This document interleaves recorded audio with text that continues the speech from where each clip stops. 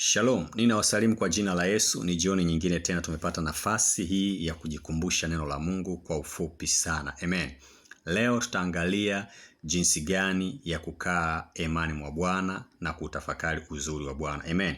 Biblia inasema katika Zaburi ya 27 mstari wa 4 kwamba neno moja nimelitaka kwa Bwana, nalo ndilo nitakalo litafuta, nikae nyumbani mwa Bwana siku zote za maisha yangu, ni utazame uzuri wa Bwana na kutafakari hekaluni mwake.